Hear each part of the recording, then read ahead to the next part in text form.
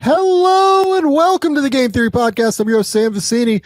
Bryce Simon is here with me today, and we are doing our second redraft of the offseason. We are going to do a 2020 NBA redraft. We'll talk about why this is a little bit different than the 2015 version, and talk through what this class looks like. It was not seen as a particularly strong class when it happened, and we'll talk about whether or not that has changed in any way, shape, or form. But first, let's hit the music.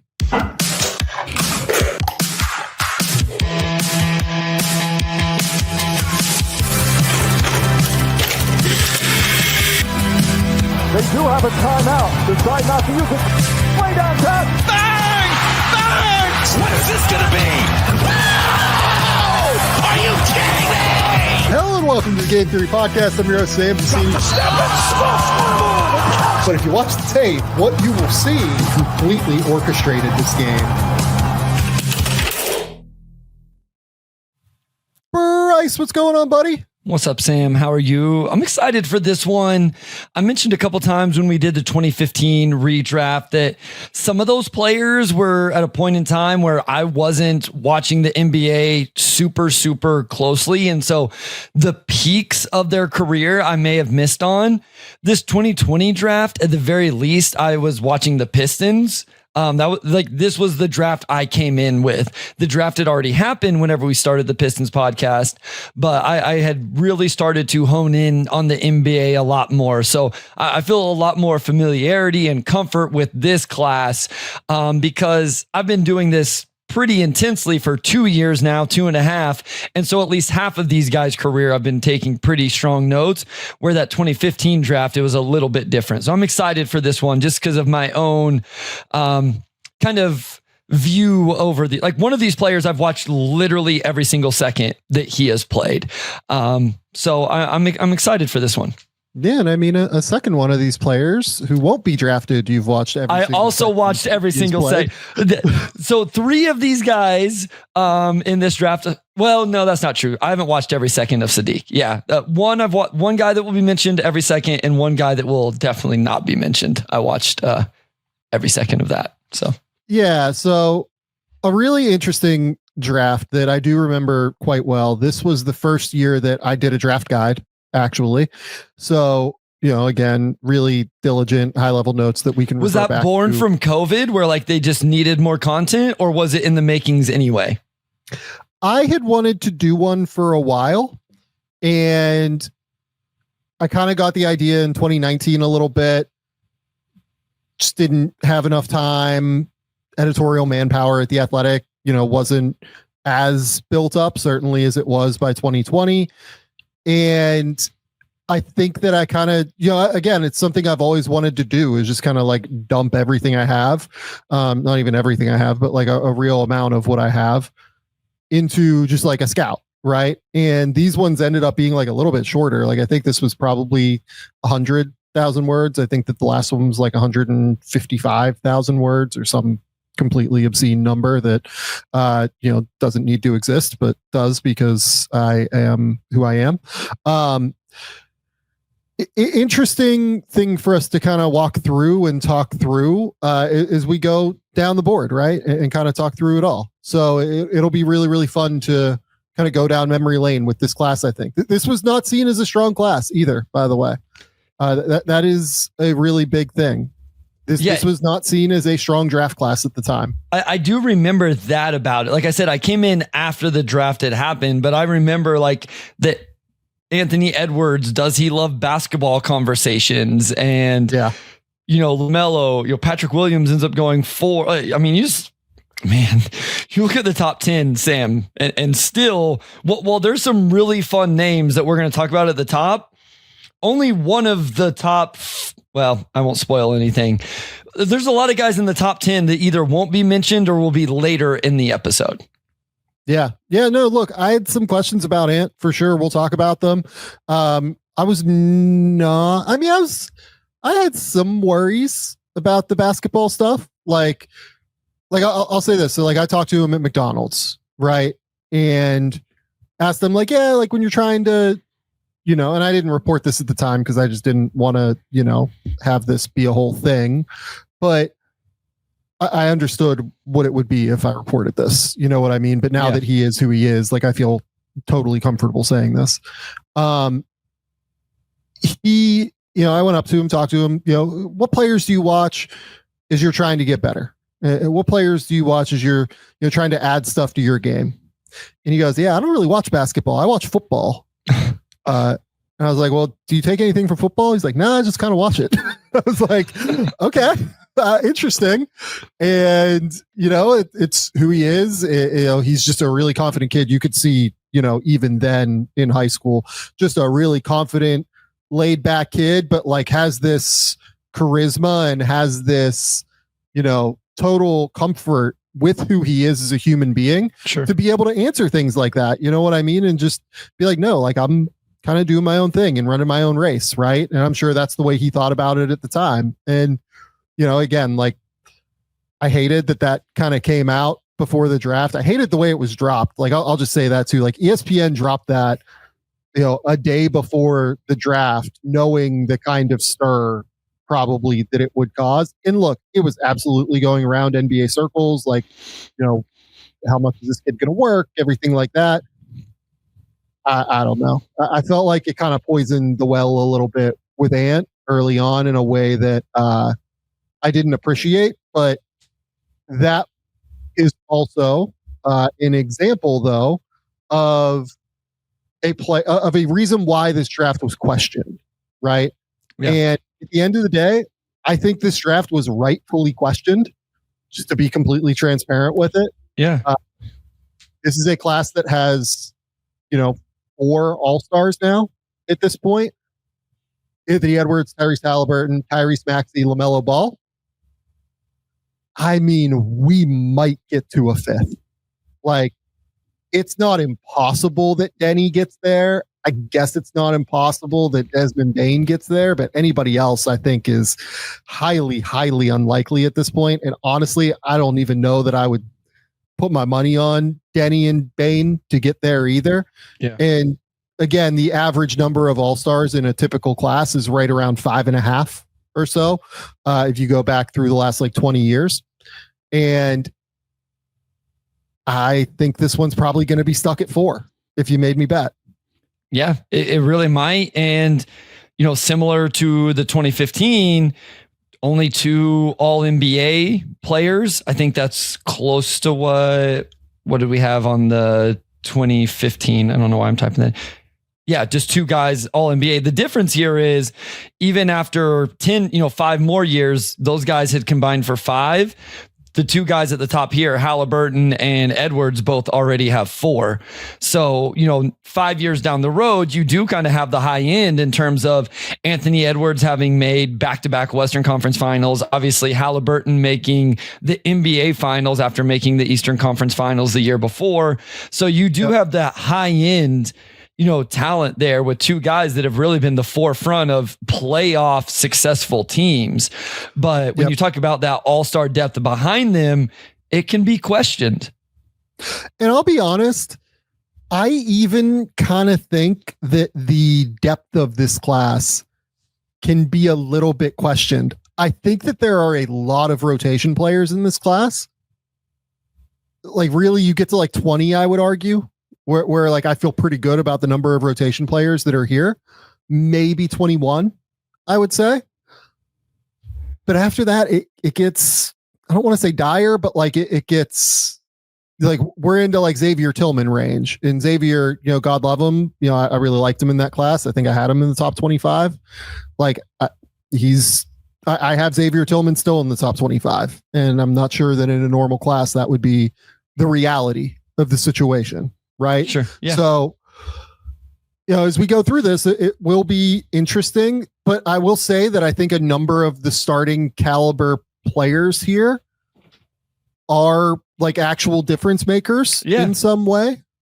So last class, I felt like we struggled to get through 6 or 7 in the 2015 class before we got into, oh man, this is a bench. This is a guy that probably should be a 6-man. Right.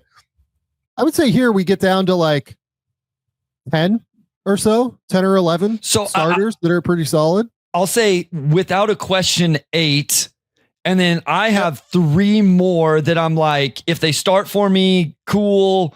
I probably love them as a 6-man, like 6-man of the year level type players. In that next group of Bryce, like I even have like 6 guys, honestly, where I'm they could start games here and there, but sure. Yeah, we'll be a little bit questionable. Yeah, I mean, I feel good going to like my last pick. I'm going to struggle a little bit in terms of like who I end up going with, whether it's 19 or 20, whoever. I think I went first last time, so I assume you'll go first this time. But yeah, I mean, I'm just comparing my 2 sheets and like my tiers, and there's no question that this group has a little more depth than 2015, and especially the players that I like even after we get past the top 8. I assume our top 8 is probably relatively similar. Yes. And so I like another 3, 4, 5, 6, 7 or 8 guys as rotation players after our top 8. Yeah, I would agree with that. All right. Bryce, you just want to draft? I can go first. You go first this time. Yeah. Okay. So number 1, I am going to take Anthony Edwards. Yep. And obviously like a very real conversation here between him and Tyrese Haliburton to me. Those are the 2. Like I think there is a tier break after tier these break. 2. Yep. 100%. I would be lying if I didn't say that the Achilles tear played a role. It absolutely does, because, and this is where we can kind of dive into the difference between 2015 when we redrafted and 2020 when we redrafted. Or when we are redrafting, I'm sorry. This one, we actually do have to project like a bit more down the road. 2015, like those guys were like largely in the league, but some of them were gone, right? We know who those guys were. This one, there's still some road to go down. There's still some, kind of pathway where we have to continue to learn who these players are. Like, there's a guy here who just hasn't played a lot the last couple of years that could be a massive wild card, I think, for everybody. Yep. So we do still have to like project a bit of improvement here. And to me, I worry a bit about what Haliburton is going to be like coming off of this Achilles. So I think that Ant is probably the safest bet at number 1 in a redraft. Like you said, back-to-back Western Conference Finals in an absolutely loaded Western Conference. Back-to-back second team All-NBA, top 7 MVP finishes. You look at his numbers over the course of the last 2 years, 27, 6 and 5, shooting 45, 38, 84, has been consistently really last year was the first year he was above league average true shooting percentage, but you feel like that's continuing to come. He continues to add more and more to his game every single season. He continues to slow down. He understands how to use his burst and athleticism in the way that we all hoped he would when he was at Georgia, where he would have these explosive moments as a scorer. But more than that, I think he's understood that in order to get to the rim, sometimes it does benefit him to slow down. And at Georgia, like maybe we can talk about what he was at Georgia, right? And why I ended up with him at 3 on my board. And I love Anthony Edwards. Like I was very clearly wrong. It was always going to be just like a very clear, what is this? What does he look like? How does this go kind of thing? I'll just say what I wrote about him at the time. Basically, Edwards' future comes down to Edwards himself. It's totally up to him. If he wants to become an all-star, he can do that. All it'll take is hard work and a desire to be great. And it'll take working on the right things, such as learning team defense, figuring out where he needs to be, and learning what an efficient shot is. Needs to buy into all of those things. The pre-draft interview process for teams at the top of this draft will arguably be more important for Edwards than anywhere else or for anyone else. If he can go into those settings and convince teams that he's willing to do all of those things, he has a very easy case as the number 1 overall player, but there's some downside here. And I would be more willing to bet on Ball's basketball genius ahead of Anthony Edwards' physical tools. All 3 of him and James Wiseman and Edwards are a gamble in some respect. Edwards might make me look dumb for having him this low, or he might make us all look dumb for having him this high. It's all up to him, because there's nothing he can't do or become in the modern NBA. And that kind of proved right. He ended up being just like a total stud. Yeah, really good. So, he leads this class in games played, minutes played by a lot, points by almost 3,000. He's fourth in rebounds. He's third in assists, and a guy, like we mentioned, that's had playoff success on top of it. Like, you just go look at his playoff performance. This guy's a career average in 42 more playoff games, 27 points a game, 6.5 rebounds, 5.5 assists on 47, 38, 79. And like I said, made a couple runs to the Western Conference Finals. I think with Anthony Edwards, we've highlighted it. We've done a film breakdown of it, of him playing on 2 feet, slowing down. I think the biggest question we both have offensively is when people put 2 on the ball on him away from the rim, his quick decision making, can he do it consistently? All of those things. And for me, I think what could separate this the most, and I said it all last year, Sam, is I really want him to take his defense to another level, like a consistent level of two-way play. The off-the-ball defense can be rough at times. We know the on-ball defense can be really good, but how consistent? And I realize he has huge usage on the offensive end. I get it. He has a good perimeter defender with him that we'll talk about a little bit later. He has Gobert behind him. But I think that would catapult him into an even, I don't know, maybe there's not another tier for him. I feel that there's another tier for him. To catapult into another tier in the NBA, I think it would be those two things. The overall consistent decision-making offensively, and even if he's just that level of defender in the most high-stake, high-leverage moments of a game and a season in a playoffs. I think that's right. But look, it's 100% to me, the playoffs as well, like that you brought up. He's just been an absolute savage in the playoffs at this point. In his last 36 playoff games, I guess you can even throw in that first playoff run, right? But they've made the playoffs each of the last 4 years with him as the centerpiece, really. You brought up numbers 27, 7, and 6 almost, 47, 38, 79. Those are obscene playoff numbers, guys. Like, he is on track to be one of the truly great playoff performers that we've seen in a long time. And Haliburton has been unbelievable in the playoffs too. And I'm sure that you're going to take Tyrese at number 2 here. And we'll talk about that as it happens. But I don't know, man. It feels different when Ant's in the playoffs. Like, it feels different with Haliburton positively too. But with Ant almost at this age, I don't know if I can remember anybody like at 23 and younger that has had like 3 straight playoff runs quite like Ant has, where it's been completely dominant, like from the jump. Yeah, it's been super impressive. Incredible talent. And it's fun. I'm excited for whenever the draft profiles, the draft scouts I've written get far enough down the road, I can go back and read them and see. Cause like you said, even with yours, it was still accurate. You may have just kind of chose the wrong way he was going to go, or, predicted, but you still had him at 3. It's not like you had him at 10 or something like that. So it's always fun whenever it's that accurate in terms of, hey, he could be star of the league, or it could go the other way. So I will take Tyrese Haliburton. I will spare everybody all of the jokes I could make around the decisions that were actually made on draft night between Tyrese Haliburton and others. Absolutely incredible player. We all saw it play out in the playoffs. 2-time All-Star at this point, 2-time All-NBA, has led the NBA in assists. As impressive as Anthony Edwards having 3,000 more points than second place Tyrese Maxey, I think the fact that Tyrese Haliburton has 1,200 more assists than second place LaMelo Ball is equally as impressive.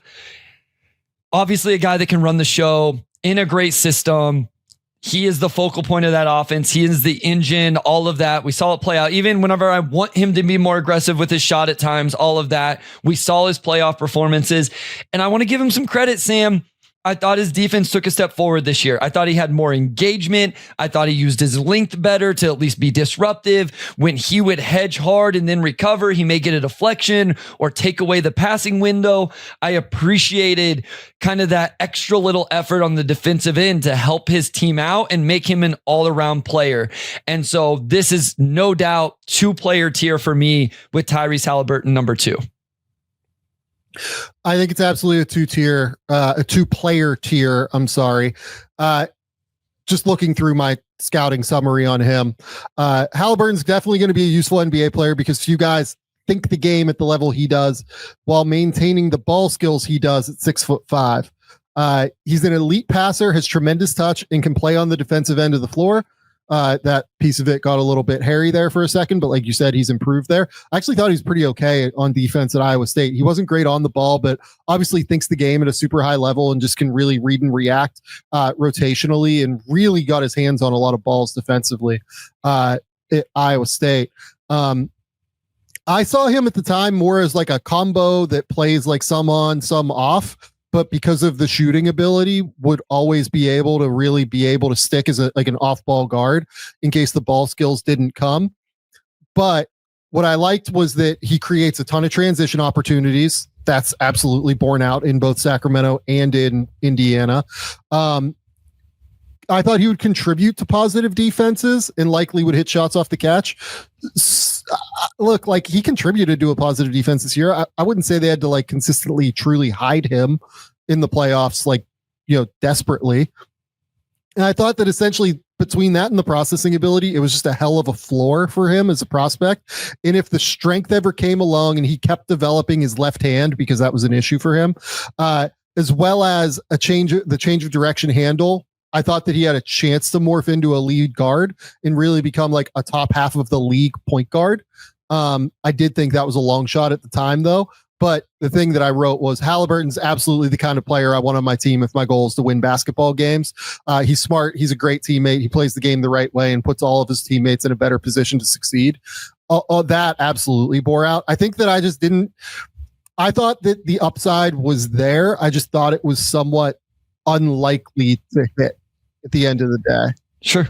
Yeah. I mean, this is one where I really wish I would have been doing it back then to just, see what my scout would have been on him, just like from a personal standpoint, just to see, cause I still watch the jumper, Sam, and I'm like, oh my gosh, like what is this thing? Just the mechanics of it or whatever. But obviously that does not matter anymore. Like he's bared that out plentiful. Big time player, sucks. Like you said, I mean, the Achilles injury is real. Hopefully he's able to come back from it, young in his career, early in his career, able to make a full recovery. I mean, I guess the thing about when it happened was he's going to get over 12 months before he's back on the court. Worst possible timing. I want to be clear, because of game 7 of the finals, obviously, but in terms of him getting back, he's probably not going to be back for the season, so he's going to get over 12 months, and so he can get it fully healthy, fully recovered, going into that next season. So it's going to suck not having him play in the NBA, but I'm excited to watch him, like I say, 12 months from now, and I think without question deserves to be number 2 here. Yeah, and just like a rehash of what some of the concerns were coming in, could he be a threat off of pull-ups was a real question for him coming into the NBA. Only made 28.1% of his pull-up jumpers in his sophomore year at Iowa State, 34.2 effective field goal percentage. That was a real concern as to whether or not he might be able to stick as the lead guard, just in terms of being able to create that gravity off the bounce in order to take advantage of his passing ability. And then additionally, only 1.5 attempts at the rim in half court settings per game. So it wasn't like he was out here, getting to the line a ton. But I think that Tyrese is almost the prime example of how when one thing gets fixed, the other thing almost automatically gets fixed, right?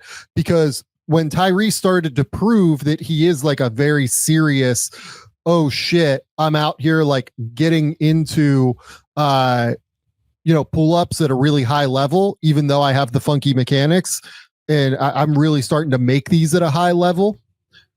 It opened up the floor for him as a scorer to be able to get to the rim. Like even in the NBA this year, he averaged over, he averaged like 2.5 attempts at the rim per game in half court settings, right? So like that actually increased going to the NBA. And to me, it's because the floor opened up for him and he was able to get defenders even more off balance by being able to use that threat of the pull up jumper. So, skills in the NBA, they really kind of snowball and avalanche down the hill, in my opinion, when these things start coming together.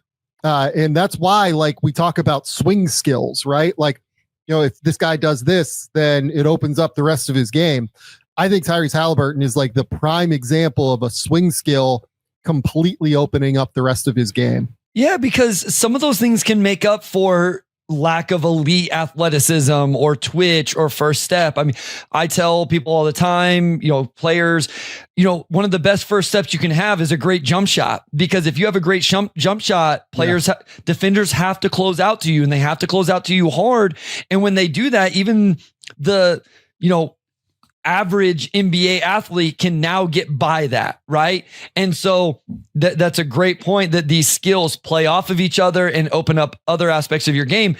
And because he's such a good processor and passer and all of that, all he needs is an advantage. If Tyrese gets an advantage, he's going to make you pay. And so that's what it was always about, was just finding ways. How is he going to be able to create the advantages? Because once he does, he's going to make the right decision. And what else should mention, he's like so good manipulating defenders. We talked about this recently from the other perspective on our all defense, or not all defense, but our top 25 defenders.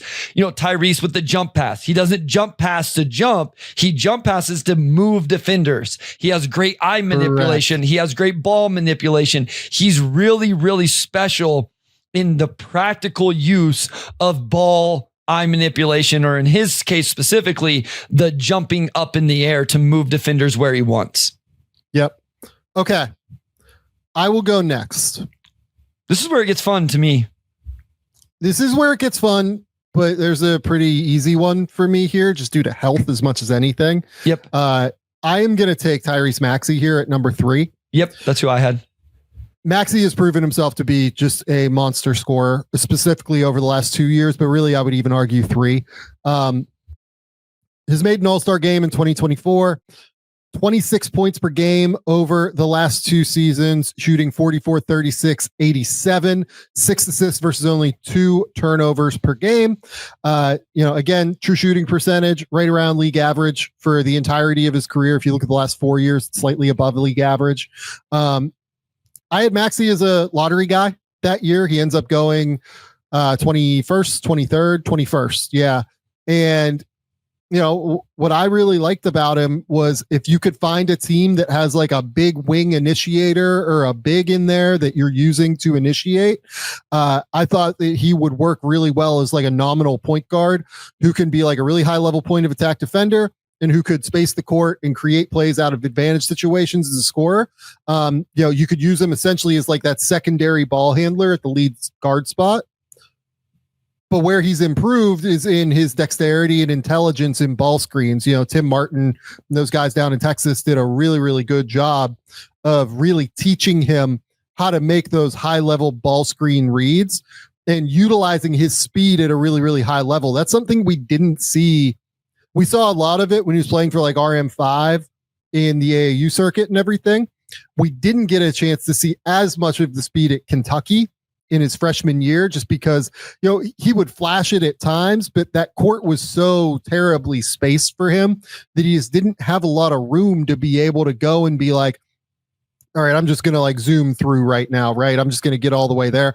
This was like a pretty good Kentucky team. They went 25-6, but like, didn't beat a ton of good teams, right? And then you look at, who was on the court with him. His most common lineups were like Ashton Hagans at the point, nobody guarded him. Nick Richards at center, obviously not a non-shooter. And then guys like Keon Brooks, Khalil Whitney, EJ Montgomery, sometimes at the 3 and the 4. They obviously had Emmanuel Quickley on that team as well. We'll get to him relatively soon, I would imagine. But it was like him and Quickley were the only 2 real shooters. So they were like 3 guys that you could sag off of all the time when he was at Kentucky in order to kind of stop his forays toward the basket. And that's what kind of made him a bit of a tricky eval, and why he falls to 21 and on draft night was because we didn't totally know what the vision would end up looking like, but I knew he had elite touch. I knew that he could shoot it. He was a really good defender at Kentucky, and I felt like he would be like, probably an 18 to 22 point per game scorer in the NBA. He's exceeded that, though, by being able to develop the rest of his ball screen game, I think, and by getting into space and being able to utilize that speed more consistently. I think because of everything that's happened in Philly, I don't know. I don't want to speak for other people, but I think it's sometimes forgotten just how good he has become and how much he's improved year over year. Year 1 to year 2, he doubles his points per game, and then it continues to rise. And then over the last 2 years, one of which he won most improved and was an all-star, he, his average essentially 26 points a game. And I know he hasn't, one of those years he played 70, 152. The crazy number, Sam, and it was 6 games, but that 23-24 season in the playoffs, he averaged 30 a game in that, shooting 48, 40, almost 90 from the free throw line while averaging almost 7 assists and 2 turnovers. Like, it's just an offensive force. This guy is so good. I'm with you because this isn't where it gets in. I think the next few picks is where it gets a little more interesting. Like, because I think Tyrese was my number 3 as well. I think he's probably going to be most people's number 3. I think after this, you get into, the player with the injuries and all of that, and then some other really good players that maybe don't have the star upside as that player. But man, Maxey, it just, every time I go and just look at his box scores or read my notes about him, about the speed mixed with the pull-up shooting, with everything else, I get reminded of how talented he is and how good and productive he has been in this league.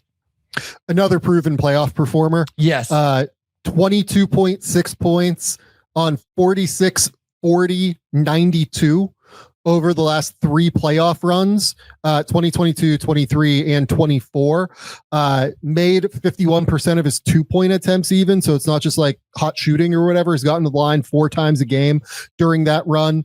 Got to the line 5 times a game during that 6-game New York series where he was just unconscious, it felt like.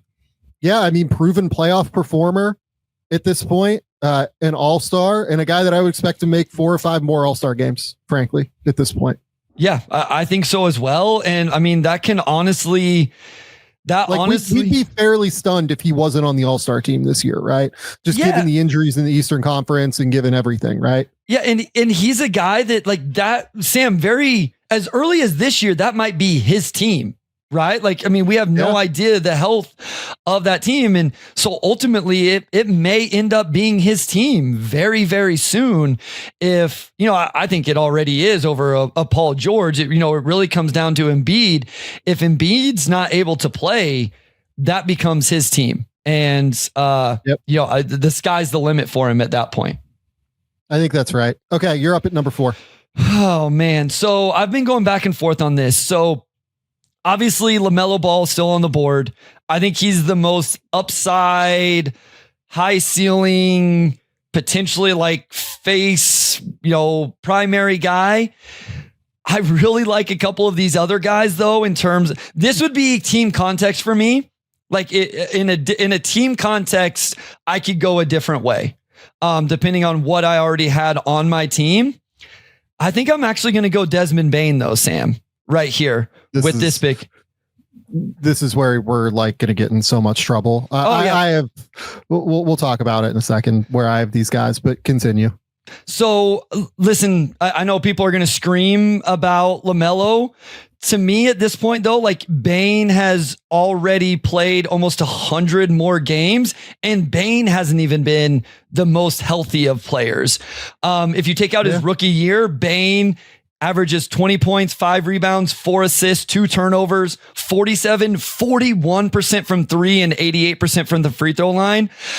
Again, if you want to go star upside, star hunting, then LaMelo Ball should be the pick here. I understand it. Without team context and whether I know whether I need that or not, I feel like I can bring Desmond Bane in. And at the very worst, I feel good that he's my 3rd guy and maybe even my 2nd guy.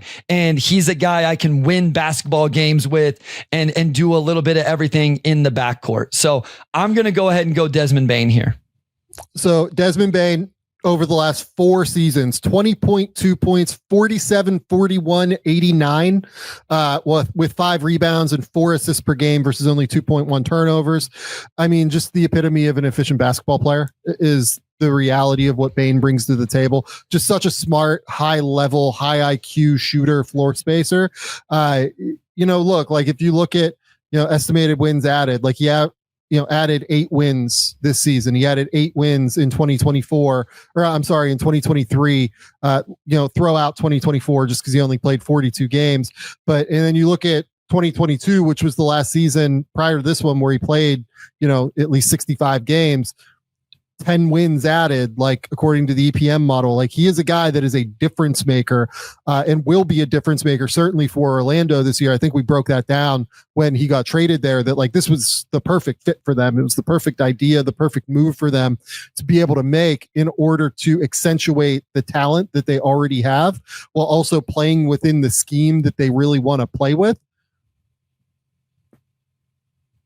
I don't know if I would have done this personally, but I get the case for it. I think that he is almost the perfect number 3 option. Yeah. In the NBA. And if you think that the player that I'm about to take is not particularly scalable toward a winning situation, you might rather have the best number 3 option that you can have as opposed to the number 1 option that's not actually quite good enough to be the number 1 option. So that's what I struggled with. And again, that's where I will use the cop out of team context. If I already have my number 1 option, I feel really good about this pick. If I don't, I would have gone with the guy that you're going to pick, but I don't know that the guy you're about to pick scales to a number 2 option or a number 3 option. And the other thing, Sam, is I don't know how much I believe in him as the number 1 option on a team, even though the talent is undeniable, along with the fact that there are real injury questions. And while Desmond Bane isn't like all defense level, it's not as bad a defense as the guy you're about to choose. So again, I want to say there is real context to the argument between these few guys that are about to go. And I understand anybody who would pick LaMelo number 4. And I understand anybody who's going to critique my selection of somebody else, but I think the context would matter. And I get it. If you say no, at number 4, you're swinging for the fences. I understand it. So just some notes on Bane. Bane goes 30th on draft night, obviously. And I had him at 19. I was a big fan. Bane's just a really easy guy to bet on, becoming a good rotation player. He's an elite shooter who doesn't mess around and make poor decisions out there. He's a high-level passer who hits advanced reads out of ball screens. He's a versatile defender with strong team defensive aspects, even if he's not necessarily an all-defense type of player. And he's a great character kid that you can trust is reliable. There just aren't really that many guys who have that package of skills, even if he doesn't necessarily look like a first-round pick in the NBA due to his lack of length. So, Bane was a guy I loved coming in, was definitely one of my guys in that class.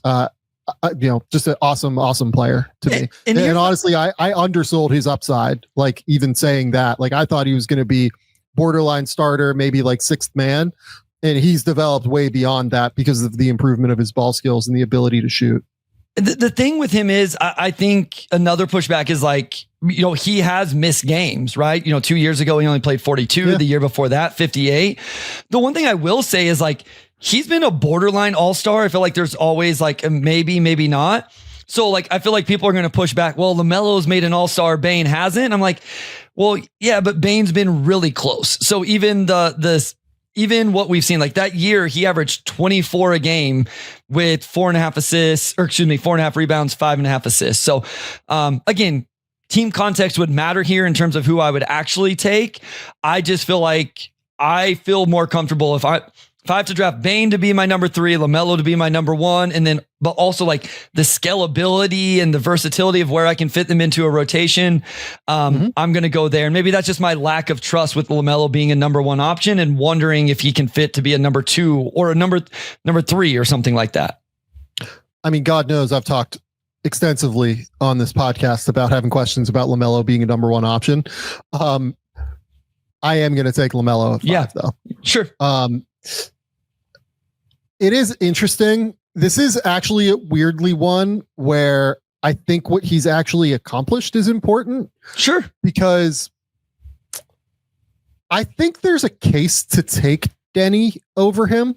Like if I was building a team for the future right now, given the trajectory that Denny is on, I might rather have the asset that is Denny, especially given the contract value where he's on like, $13 million a year for the next 3 years.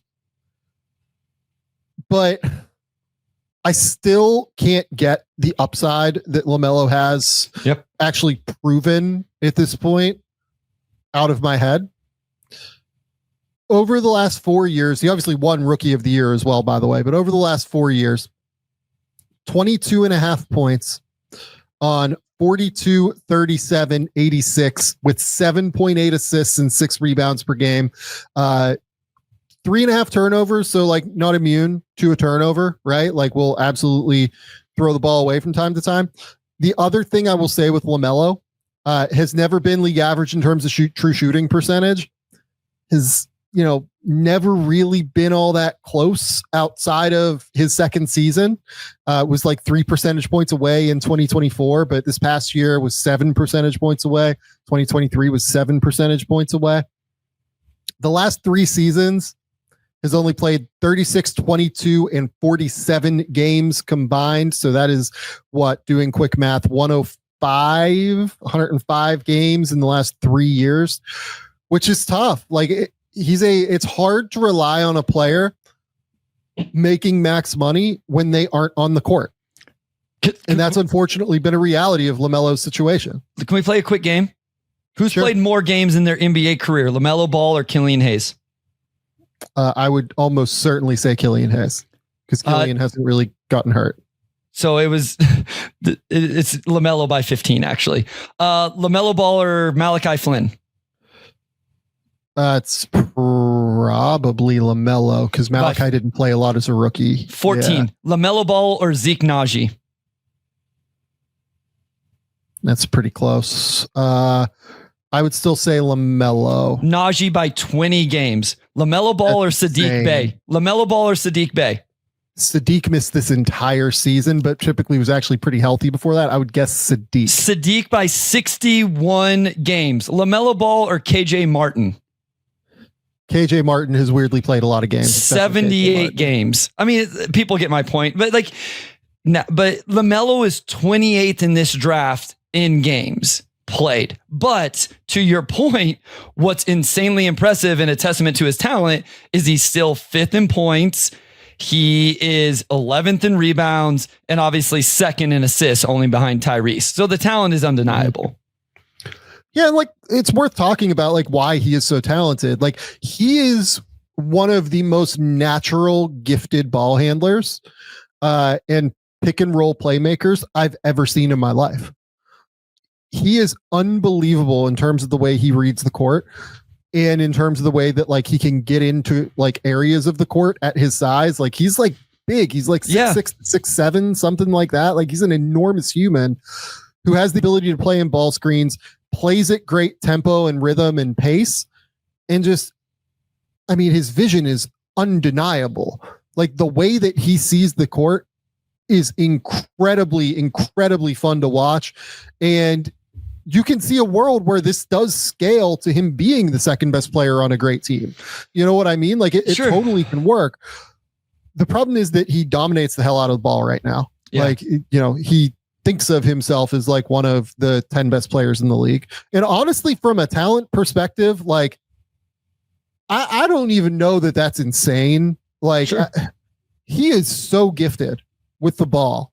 Like there is a real case for me, like that he's just like in terms of his handle, in terms of the rhythm that he plays with, the pace, the poise that he has once he gets into those tight areas.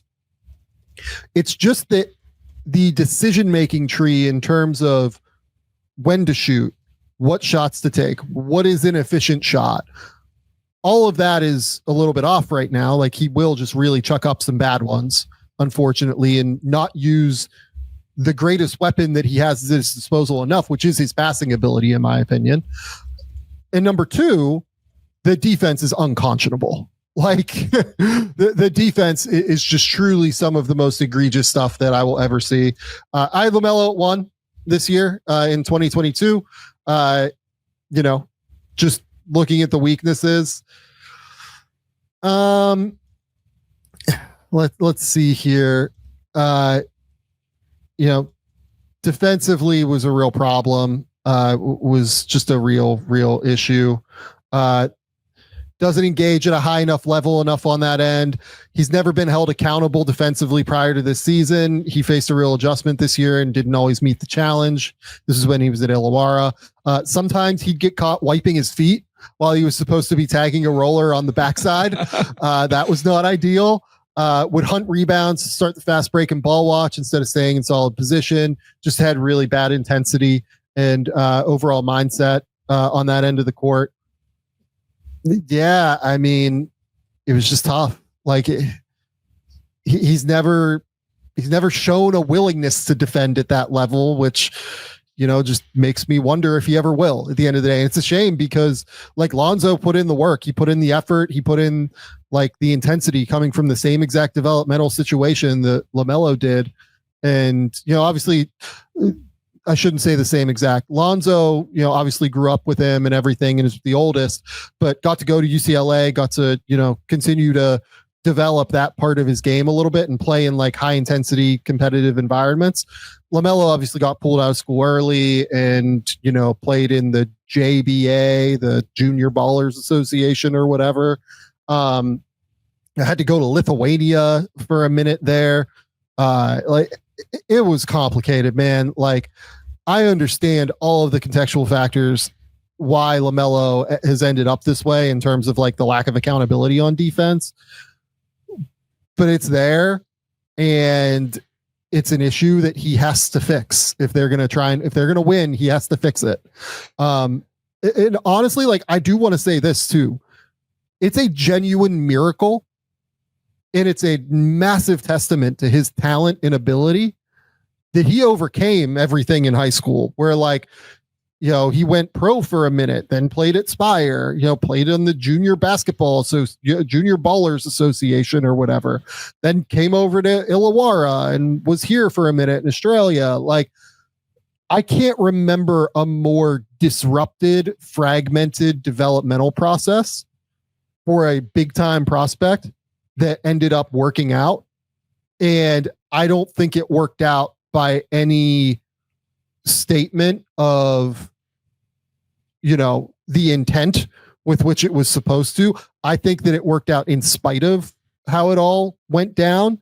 And that's an immense testament to LaMelo and his, just overall natural ability and his gifts and his just, frankly, like he works like that is, I've been told like the issue, especially when he was younger, I just haven't asked about recently. Like, it's just not something I've done, but like when he was younger, like he would work, like it was no issues whatsoever. I'm not saying he doesn't now. I'm just saying like, I know that back then he did, I don't know now. So yeah, like it's such an immense testament to him though. Do you think it's a bigger chance that he is a championship level player as the number 1 option, or that there's a better chance he becomes a championship level player as a number 2 or number 3 option? Absolutely. Number 2 or number 3. Honestly, if you made me bet right now, I'd say like more likely to be like the Stephon Marbury of this era. And Stephon Marbury made multiple all NBA teams and was really valuable and, figured it out on some level to become, a truly great player in the league for, many, many years, right? Like if you look from Stephon Marbury's 3rd year until, really probably his like 9th or 10th year, was 22 points, 3 rebounds, 8 assists, 3.2 turnovers, 44, just didn't shoot it well, 32% from 3, but 81% from the free throw line. And, had some real juice, you know what I mean? But, just never quite figured out the, distribution and the, shot selection and things like that, and ended up playing on a lot of just like okay teams. If you could tell me, like if I could interview LaMelo And like, I could feel comfortable that he would be willing to like accept that number 2 role and do the things necessary to be that guy to play off a star. I think that's all I would need to know to have taken him number 4. You know what I mean? Like, because Sure. in that role, the talent playing in that role is insanely valuable. And I think that's always my hang up is I feel like I have to draft him to be my face of the franchise number 1 option. And I'm just not sure I believe in him as that player based on style of play, injury, everything else. But if I could believe, and maybe he would be willing, I don't know. He hasn't been put in the situation to be that guy yet. So who knows? But if I knew that he would be that guy, I think I would have unquestionably taken him at number 4 because I think he could thrive in a role like that, making the right decisions, being a little bit better defensively. And then obviously the health would still be a question, but. All right, you're up at number 6. So I'm going to take Denny. My question to you is if you would have taken somebody over LaMelo at 4, if you would have had 4, would you have taken Dez or Denny? You would have taken Denny. No, I think that again, it does matter that Desmond Bane has, 4 years now of averaging 20 points per game when Denny has, 2 months of averaging 20 points per game. So I think I would have taken Dez at 5, to be honest with you. This is like a little, it's like a mini tier break for me. And then there are like 2 more guys here that I'm really excited to talk about. But yeah, I mean, Denny just continues to grow and thrive in such a fun way, but this is your pick. So go ahead. No, I mean, he's been awesome. I mean, I remember the producer over on the Pistons podcast used to talk about Denny all the time. He loved him in this draft. Obviously, this was a huge Pistons draft at the time. And by the way, I also loved him. I had him at 6 in this class. Nice. I was a big Denny guy. Love it. So I like guys, that you've seen improvement year over year. And this is a guy, you just look at the raw numbers, has gotten better from his rookie year, catapulting to this last year. He's also, we talk about availability, games played, stuff like that. 82, 76, 75, 72, starting with his second year in the league until this last season. Some of those games off the bench, some as a starter. I think what was crazy and what I'm fascinated to see if it can continue and be consistent this year, Sam, is the way he was getting to the free throw line, the way he was pressuring the paint last season for a stretch in Portland, because this is a guy that can handle the ball. He can pass the ball. He is relentless downhill. The jumper continues to get better. Started off extremely rough for the first 3 years. And then over the last 2 seasons, with last year, the attempts going up, he's at 37% on just under 4 attempts. So a guy that rebounds the ball. Again, I mentioned he can pass and play with the ball in his hands a little bit. I think just a really good all-around player. Good defender, not great defender, but has some size to give you on that end.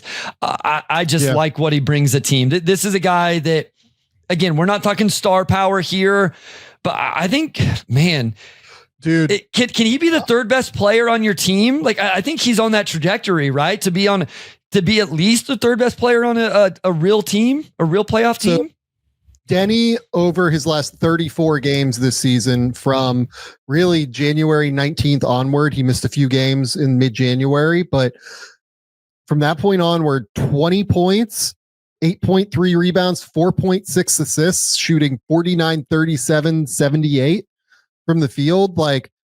And that coincided with a monster run for the Blazers where they were kind of nowhere for a minute there, and really went on a massive tear there from mid-January until the beginning of February or so. They won I think 10 out of 11 games, 9 out of 10 games or something to really, really bring themselves back to the edge-ish of the playoff picture.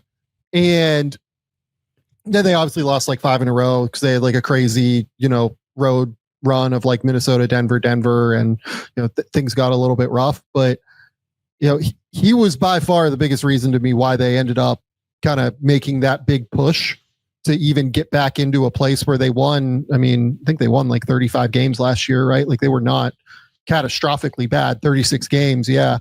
So his ability, the big difference, I think, between him and some of these other guys we're going to talk about, his ability on the ball, his superpower is strength. Yeah. Like he's just a fucking hoss. Like he just moves dudes. He will put his shoulder into you and will move you backwards. Like he is listed at 210 pounds on Basketball Reference. There's no he way. has got to be 240 pounds, 245 pounds. He's a massive human being, an absolutely massive human being. He is a monster in transition. He will grab defensive rebounds and lead the break. And if you get him downhill, he's just really hard to deal with. He passes really well. The big swing skill to me is the jumper. Obviously has shot 37% from 3 on 4 attempts per game over the last couple of years. It's a really good sign. And speaking of that, like going back to when I ranked him at number 6 in this class, everything comes down to how you evaluate the shot is what I said at the time. Do you think it can be improved, or do you think he just doesn't have good enough touch to be a shooter that can be relied upon consistently? If he's not a shooter, he probably needs to be more of a ball handler in order to optimize his team on the offensive end of the floor. And he might not be good enough at that to achieve being a primary. But as a secondary, he needs to be like a catch and shoot guy who can knock down shots. So I think that, he ended up knocking down shots in a real way.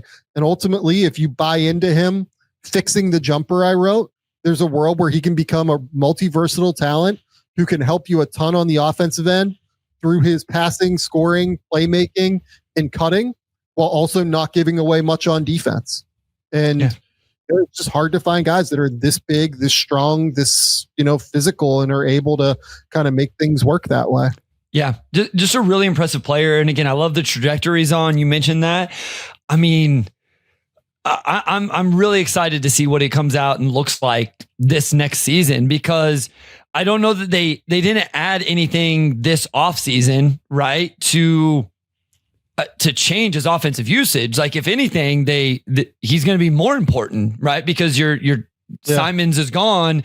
And while we love Drew Holiday, that's not going to affect Denny's usage on the offensive end. And so depending on how Scoop progresses, depending on how they play Shaedon Sharpe, etc., he may have that same offensive role. He ended last year averaging 17, 7, and 4 on 48, 37, 78.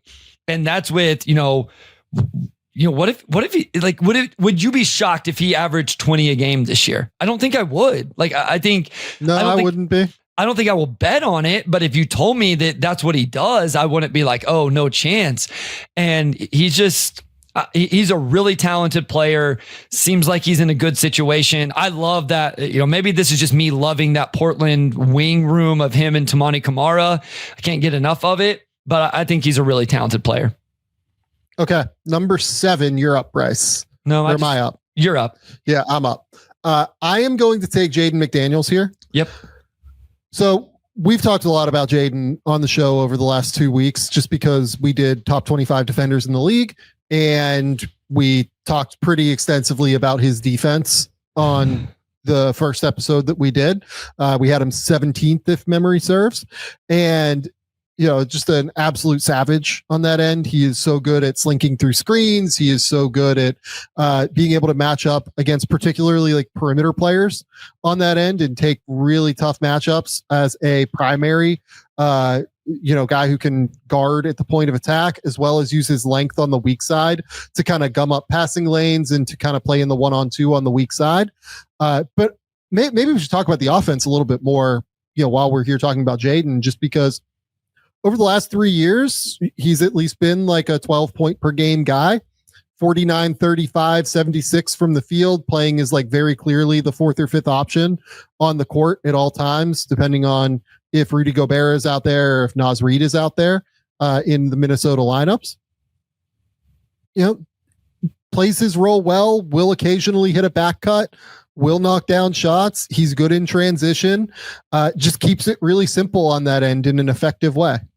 Yeah, no, I mean, this was who I had in this spot as well, was McDaniels. And a lot of it did have to do with defense, a guy that's made second team all defense in his career. You mentioned that, he was in our top 25, which it was not easy to put that list together, especially if you guys have listened, we reiterated that multiple times.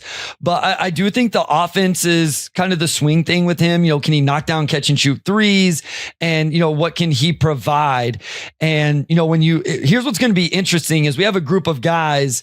We have a couple players in this ilk. One of them that's not the same level as defender, but is kind of a two-way wing that shoots the ball extremely well.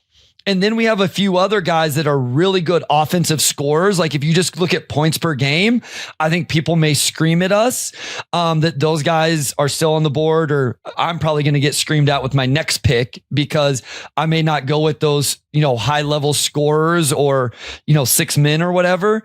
But McDaniels kind of fits into that. This like really, really good defender. You look at his playoff numbers, Sam, and that is, he shot at 42% from three in his career in the playoffs. The last 2 years, 43% and 38%. So if he can bring enough of that juice offensively along with what he does on the defensive end, this is just a really good player, two-way player. And obviously the defense is where that starts for him. Yeah, completely agree. This is an awesome player to have on your roster. I think he is one of the preeminent, like sort of 3-and-D, like doesn't take enough threes necessarily to be like a true 3 part of that equation, but the defense is truly elite on the perimeter. He's one of the 10 best perimeter defenders in the game for sure. And he does enough on the offensive end to keep you honest, I think is the fairest way to put it. Between the cutting, the transition play, and the occasional ability to knock down a shot, like there is enough there. I would like to see him improve as a passer.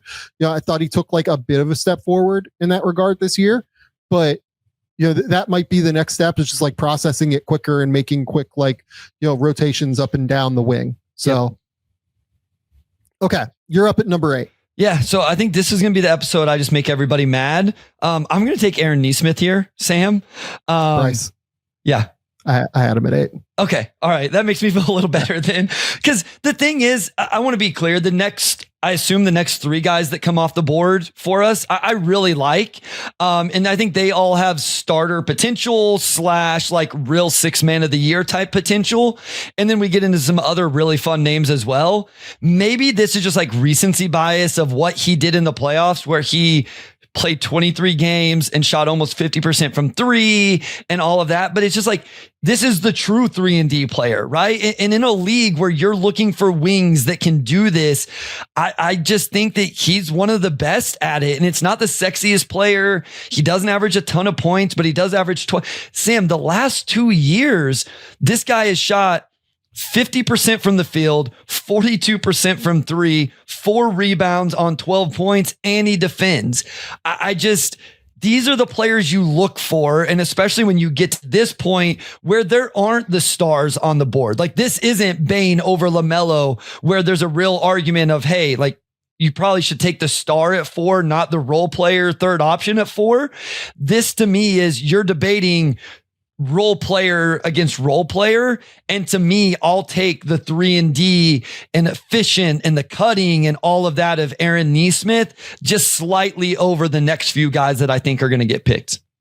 50, 42, 83 for Nesmith over the last 2 years. Like you said, 12 points per game, a perfect fit within this scheme, first and foremost. The big thing with him defensively, that's where the real improvement has been, in my opinion. Yeah. What was the scout on him? Was he supposed to be a good defender coming in?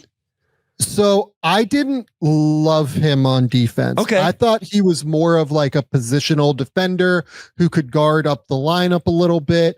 But like not going to be a driver of a positive defense necessarily. Like could do a solid job on wings and forwards.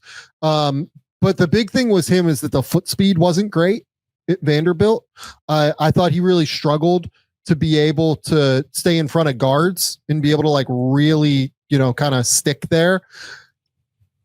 Did a good job rotationally, typically not at fault for breakdowns. I had his defense as neither a positive really nor a negative. Okay. But I had real worries about like switchability on defense, despite him being a wing, especially with real length because he's a 6'11" wingspan. Lateral quickness was an issue, was susceptible to getting taken advantage of if teams ran like 1-3 ball screens with his man. If he does end up turning into being a negative on defense, I thought it would be because of the foot speed. I ended up with him 17th on my board. So like top 20, solid player, probably was too low given where we drafted him here, obviously. But the defense was like a little bit of a concern. I think he's really added the foot speed though, and looked like he really struggled in his first 2 years. Like it's That's fair what I to was note gonna say. that. I mean, Yeah, this is a player that Boston like gave up in the Malcolm Brogdon deal and just kind of decided like we're done with him. We don't think we can, or like we didn't want to go down the road of developing him anymore. 4 points per game on, basically 40% from the field and 33% from three. And I didn't love where the defense was going at that point, but Indiana very clearly figured it out and understood where they needed to go and really went and developed him. Yeah, that's an important point. Like when we talk about trajectory, I mentioned that with Denny. Yeah, we've talked about the last 2 years. How about the first 2 years of his career where he averaged 12 minutes a game and scored 4 points a game, and For then, then he gets to Indiana, gets his opportunity, immediately averages double figures that first year there, and then, goes from there. And then obviously the been a huge part of the 2 playoff runs. The first one didn't shoot quite as good from three as this last year, but even whenever you average those 2 out, he's over 40% from three in 40 playoff games over the last 2 seasons. So just again, whenever we're getting into true role players here, he's one that I would just absolutely value and think makes my team better. I think it's a great pick. I think that he makes all the sense in the world here. And look, like this is one that's on more of like the positive trajectory right now.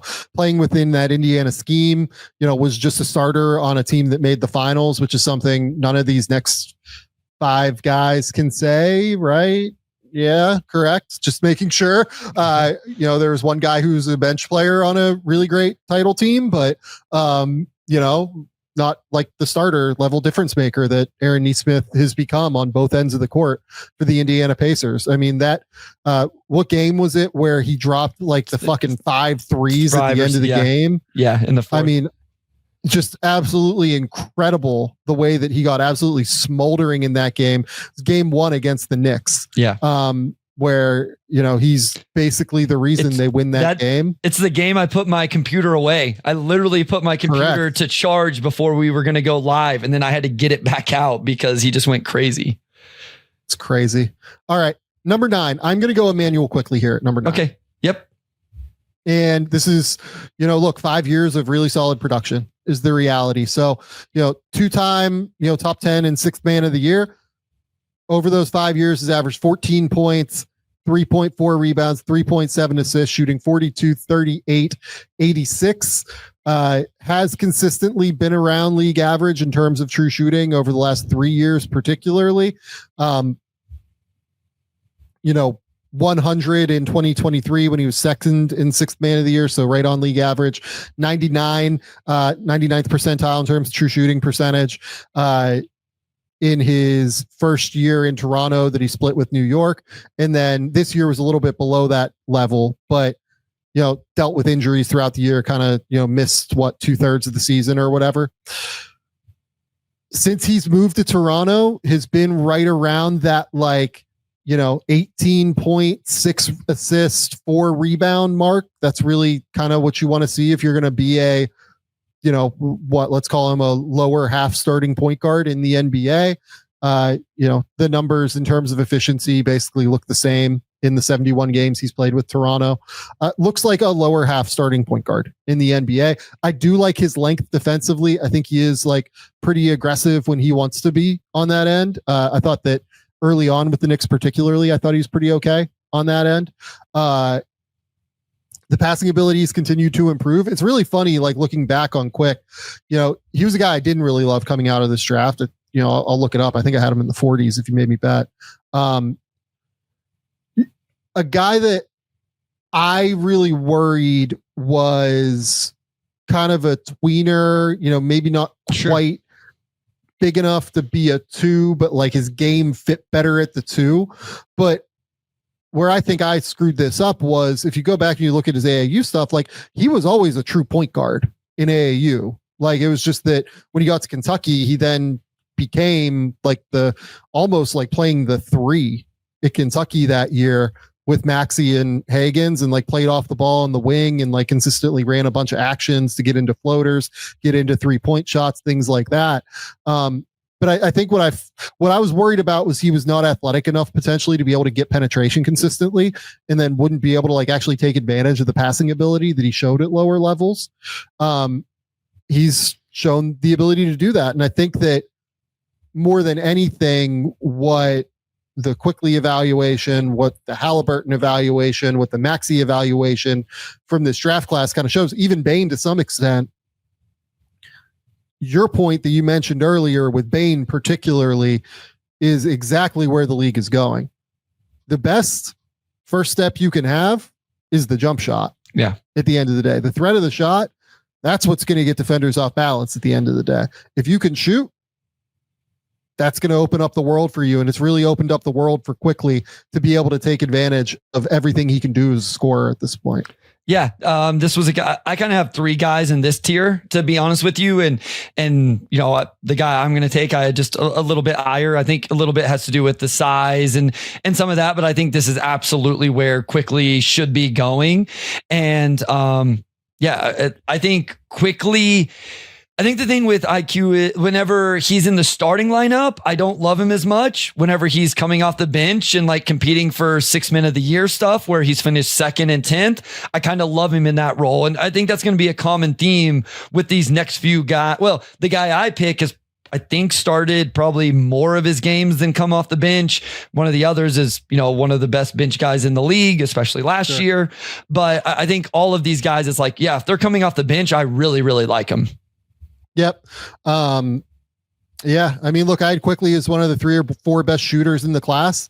You know, and had unbelievable feel. And realistically, like, this is just one of those profiles where if I was doing it now, that I'm smarter as opposed to in 2020 when I was, what was I was 30 at that point and was still not great at this. I was fine at it at that point. I wasn't great at it, to be honest. Yeah, like this is just a profile that I would rank higher because of the shooting ability and the length. But, you know, a really good player who's developed into an awesome scoring guard. Yep. Okay. Number 10, you are up. I'm going to take Devin Vassell here. And just wing with size, good, decent size here. Score the ball last 3 years. With San Antonio, 18 points a game on 45, 37, 79, almost 7 3-point attempts per game, rebounds the ball a little bit, passes the ball a little bit, you know, over a steal per game. Just a really good wing player. And this is a guy where I think in the right context, he can be in your starting lineup, Sam. I think he can start on the wing for you. If he was my 6th man, I think he'd be competing for 6 Men of the Year awards in that role. Like, I think he would really thrive in a role like that, where he kind of is the primary scoring option in a second unit with those type of players. But I don't feel awful if I'm starting him either. So again, I had him just slightly above Emmanuel Quickly here. And one other player. It'd be interesting to see if you take that player next or not. But I like Devin Vassell here. So 18 points on 45, 37, 80 over the past 3 years for Devin Vassell, playing 170 games in that time. 3.9 rebounds, 3.5 assists, 1.5 turnovers. Funny player to me, because the career has not gone the way that we thought it would. Kind of like the guy I compared him to in the draft guide was like Danny Green. Okay. Like, he was an awesome defender at Florida State. He was fantastic on that end. Played hard all the time with great energy, solid size and length for the position, an elite team defender for somebody who just turned 20 years old. His anticipation and preparation are elite, seems to understand exactly what the offense wants to do at all times, consistently in optimal position rotationally, to be able to get deflections and steals off of mistakes, average 1.4 steals per game in his second year at Florida State, plays longer than he is. Because he rotates early to put himself in position to where he can take advantage of passing errors, but he's not out of position to where he can't recover onto his man. Gambler that like doesn't tend to not get home, calculated with his positioning, great weak side shot blocker for a wing, actually averaged 1 block per game in that final year at Florida State. And I would say none of that has come through.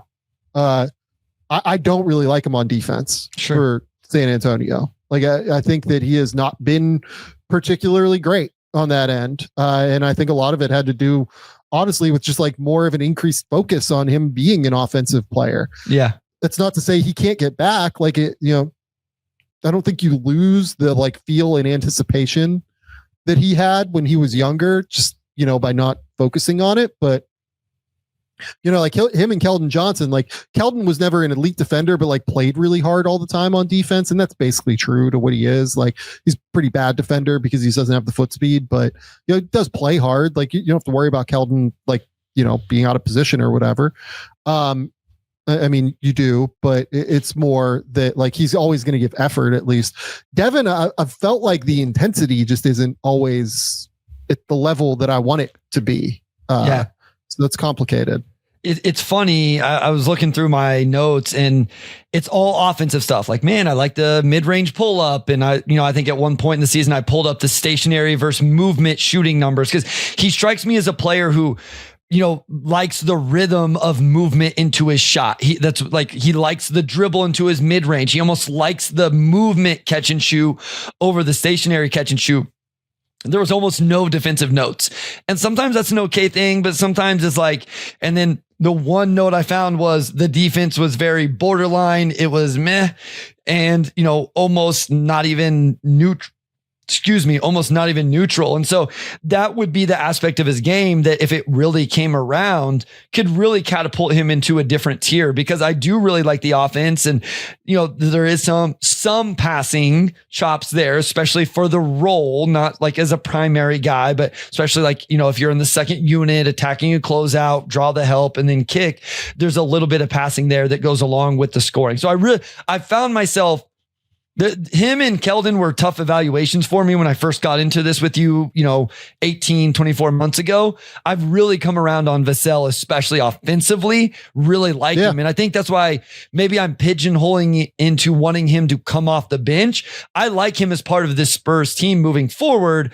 I just wonder what it ends up being in terms of a starter / off the bench. And if the defense can get to a point where he's, moving that forward, not just being reliant on Wemby behind him and Castle next to him and Sohan next to him. Yeah. I'm so interested to see what they do. Obviously between, him, De'Aaron Fox is there now, obviously. And then Castle and Harper, like both of those guys would anticipate that they're going to be starters long-term. Yeah, I mean, like it'll be interesting to see how I would guess Devin starts to start the year, honestly. Like that would be my read. But does that last? Like, I mean, Steph and Harper are both really talented, both top 4 picks. Devin's obviously making way more money than those guys. He's 27 million this year, 27 million the following year. So, has 2 more years after that as well. So he's like really locked in there for a while. Do we have a sense of what his trade value would be? I don't really know, honestly, because I would like to see him play on like a really good team and like understand what the role is and see how harmful the defense is, kind of. I mean, on that contract, it's not super positive, right? I mean, if the league feels the way I feel, Sam, where he's borderline, like best suited as a 6th man, like they don't value Malik Monk's contract and he's one of the best 6 men in the league. Yeah, that's true. So like for Devin, especially with those years, I think you'd have to see upside because of the age, potential growth, and view him as a no doubt starter, maybe even 4th option on your team to see that as a positive value contract. Yeah. And, Devin, like you said, is bigger, obviously. Yeah. Yeah, that'd be interesting. I don't know what to think of that. I don't think it's a negative value. I just don't know that you're getting like insane positive value if you wanted to move him. But we talked about, it depends on what another team saw from him and how they could value what he brings. Okay, I'm going to go Isaiah Stewart next. And I think that I'm going to get hate for it. I thought I was going to get hate for taking him with my next pick. So I love this. I think he is a monster on defense. Like we had him, 26, 27, 28. One of the first guys out. In one of the... And a lot of it had to do with the minutes. At least for me, a lot of it had to do with like his minutes per game, keeps him out a little bit because of that conversation. Yeah, and they completely took the shot away from him this year. They decided to not have him shoot threes, which makes it like an interesting offensive fit. Honestly, like he averaged fewer points per game than he had at any point in his career, but was more efficient than he's ever been at any point in his career. So we'll talk about why the defense is so impressive in a second here, but where are you on the offense before we get there? Because obviously it was kind of a strange year offensively for him, adjusting to like a new scheme under JB and everything. Yeah. So he's a little bit out of what he may be best suited for offensively. They took the jumper away. I always thought the jumper was an important development, not for him to play the 4, which is what they tried to do for a little while. I thought it was what's best for him, even playing at the 5, was an ability to stretch the floor because he's not a high riser. He's not a rim pressure lob finisher. So what Isaiah Stewart really has to continue to grow is like, whether it's pretty or not, like little hook finishes and little floater finishes, little push shots out of the ball screen, short roll or cutting or whatever, being a great screener. But he's not like a huge DHO guy because that's not his skill level in the NBA. And so he just got to get like garbage buckets, be an offensive rebounder, and he has to be elite finishing, from the rim out to 7 or 8 feet. I would love for him to bring the 3-pointer back. I don't know if they're going to do it or not because he showed signs of growth with it. I didn't understand them taking it away. 38% from 3, in his 4th year. Like he could actually shoot it. Yeah. So that was one of my like little nuanced frustrations with whether it was JB or Trajan, the organization in general. Maybe it was an Isaiah Stewart decision. I don't know. But that was one of my little nuanced frustrations with all of last season if I wanted to nitpick. Okay, so let's actually just talk about the defense now and why he's so good on that end. So coming in, I had him as like a top 25 guy, borderline, actually, no, I had him as a solid first round pick, but I think most people on the public side at least had him as like a second round guy, honestly, because they just didn't see the fit.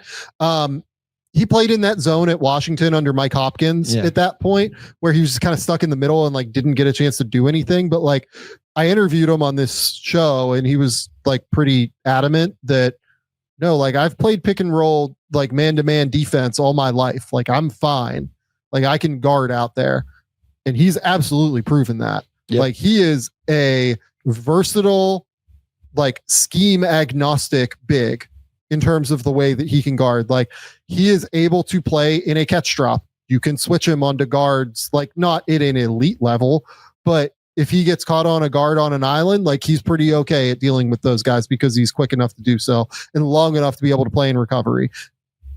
Biggest thing though, is you can also play him in drop, even though he's only 6'8", because he has 7'4" wingspan and he is one of the strongest players in the NBA. Just point blank. You can't go through his chest. You can't go like power around him. He's an absolute physical beast on the interior. Yeah.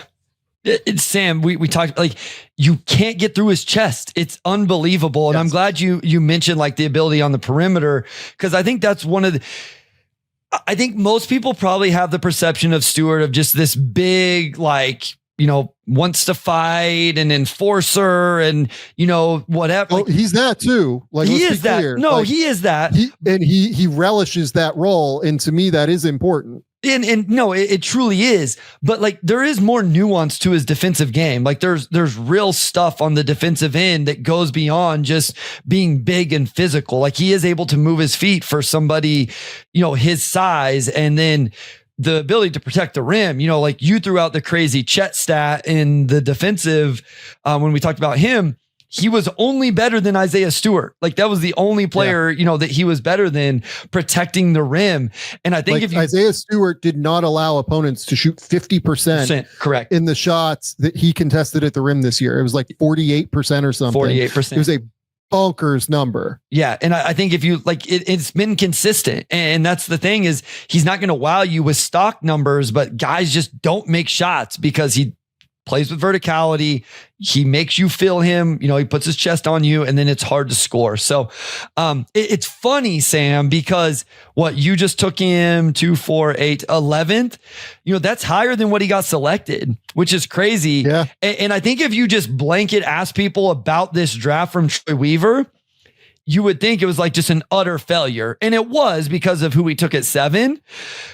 But Bryce. No, I'm not trying to defend him. I'm just saying that like it's interesting that it ends up that Stewart gets drafted higher than what he was selected. Now, the thing that has to be remembered is he actually traded a protected first round pick that hamstrung a rebuilding team for 5 years. And I'm not trying to call them out, but like the other day on a podcast, it was said that was the Jalen Duren. That's not who Jalen Duren got traded for. Isaiah Stewart got traded for the protected first round pick that ended up getting conveyed this year. Jalen Duren got traded for the Jeremy Grant pick that came back in the Portland Trailblazers trade whenever Jeremy Grant went there. But that's what's part of the equation here is Stewart. This is what the Derek Queen, Troy Weaver, all of that equation looks similar.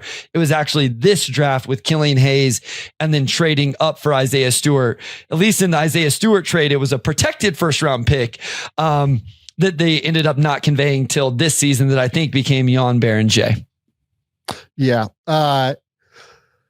I love him on defense, man. I think he's an absolute joke. And so like, I would guess the player that we will get hate for here is Onyeka Okongwu. Yeah.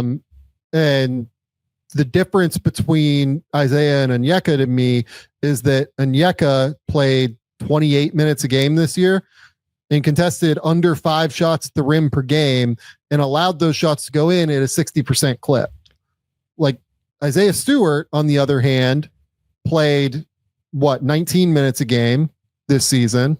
And while I pull up the numbers here, while the NBA site doesn't die on me, hopefully, contested just about the same number of field goal attempts at the rim per game this year. And opponents actually only shot 46% against him at the rim. Like the level to which, like, they're both undersized bigs. Like that's the reality. Stewart is bigger because he has longer arms and is just like stronger and bigger and thicker through his chest. Stewart is a monster on defense, whereas Okongwu to me has some questions on defense that he still has to answer a little bit. Yeah, I think Okongwu was probably better offensive. Like this is what I was anticipating. Okongwu's definitely better offensively. Yeah, yes. This is where I just thought I was going to take Stewart over Okongwu, and I assumed like people would just like crush me for it and call me a homer. But I've consistently not been like, I'm not taking Onyeka next either. So like I just don't. I don't think maybe I'm as high on Onyeka as maybe others are. Like, I don't think to be clear, I don't think Isaiah Stewart's a starting center in the NBA either. I think he's perfect in the role he's playing right now for Detroit. I also don't think Onyeka Okongwu is a starting center in the NBA. Maybe I'll prove him to be wrong there. And so I'm kind of evaluating these guys as like everybody left. I'm evaluating as essentially Onyeka's not going to be a starter this year. Certainly. Yeah. Well, I mean, he's going to start games because Kristaps isn't going to play 82, but sure. Yeah. Okay. Bryce, you're up. I'm going to take Peyton Pritchard. And again, also who I had next for. Okay, good. So I actually, man, Piston fans are going to be pissed. I would have taken Peyton ahead of Isaiah Stewart. But I think the argument here is like, we've seen it for a couple years now. And obviously last year was just incredible. Won 6 man of the year, 47% from the field, 41% from three, career 40% 3-point shooter. I think he's just a guy that's in the perfect context in terms of just comes in and shoots it. I think what will be really interesting for Peyton Pritchard will be this next season. Like, will Peyton Pritchard start? I guess maybe it depends on what they do with Simons and when they do it, when they move Simons. I think I'm going to guess no. I think right now, but who knows? I think eventually we see Peyton Pritchard in a bigger role. I think there will be a decent sample size of games this year where we'll see him in a bigger role, where we'll get to see like, is there like starter level potential from him? Is there something bigger than being potentially one of the best 6 men in the NBA last year, the best according to the voters? The thing was, he took it in the playoffs, averaged 12 points, shot 40% from 3. I think it's a very niche role from Peyton Pritchard right now. I think that's probably ultimately what he is. I'm interested to see if there's something more. But at this point, with who's left on the board, I will take that niche role, and I see value in that if I'm putting it on my team. I think that this is who I had next, right? I completely understand taking Peyton Pritchard. Honestly, like if you think he's going to be better than like Emmanuel Quickly, I'll hear it out. Just given that they were both 6 men, and Peyton's obviously signed this deal where it's 4 years, $28 million, and ended up on this incredible sweetheart deal, or 4 years, $30 million. I'm sorry, with the Celtics. So like they're never going to move him until like maybe he's coming up on being a free agent.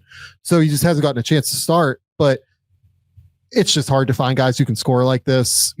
47, 41, 85 last year on 14 points per game. Gets just absolutely liquid hot at times. Yeah. Like when he gets rolling, like he is just kind of unstoppable. There was a stretch there, like in November going into December, where he dropped 20 on the Clippers, 29 on the Bulls, 24 on the Cavs, 25 on Miami, then like had a couple of games where he wasn't like amazing, and then had 22 on Memphis, and then 27 and 10 assists on Detroit to close it up. And it was like, Jesus Christ, this guy's going to win 6 man of the year. Like this thing is locked and loaded already. It felt like, look, I don't know if I voted him for 6 man of the year last year, honestly. Like, I don't know if I would have had that. Obviously it was just a done deal at a certain point, but had a great year. No, I ended up with him 3rd in 6th man of the year, honestly. So like, I had him second behind Beasley. Completely get, voting him and having him where he was. He had an incredible season.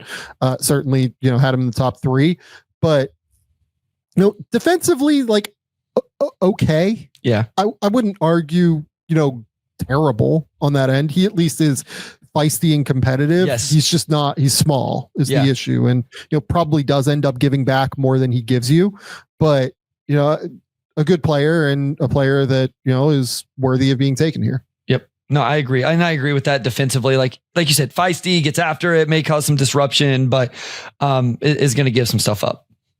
Okay. I will take a Kongwu here at least. Yep.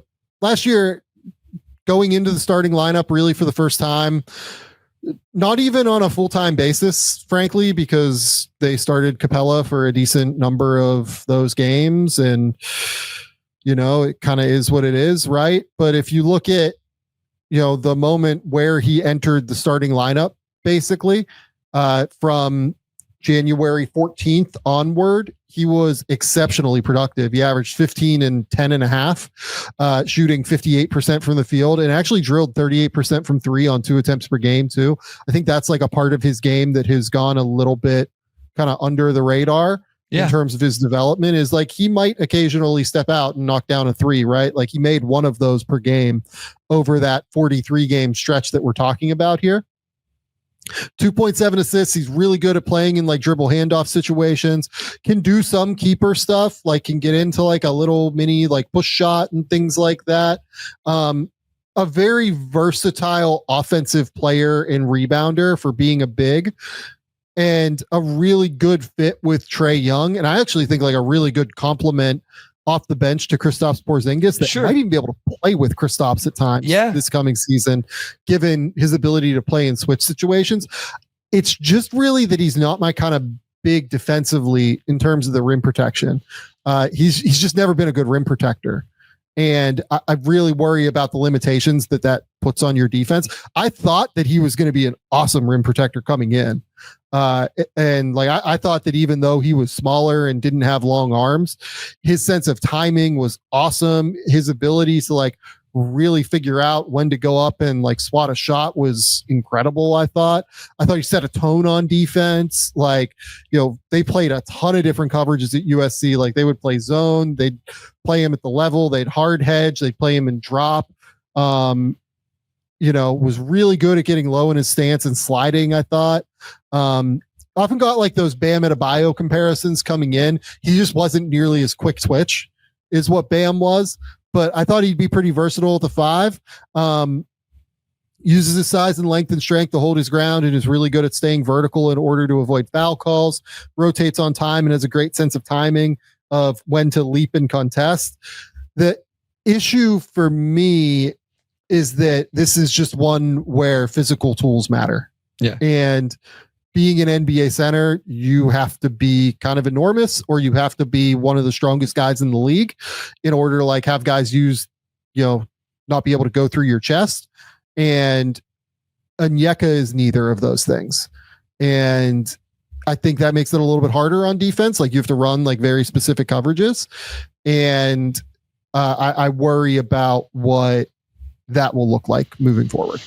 I will say, especially if he can play the 4, I think he becomes one of the more valuable backup bigs, because being able to play the 4 and the 5 off the bench, if he can stretch the floor even just to the corners or in pick and pop or whatever, I could see where he ends up like carving out a very, very, very valuable role for the Hawks.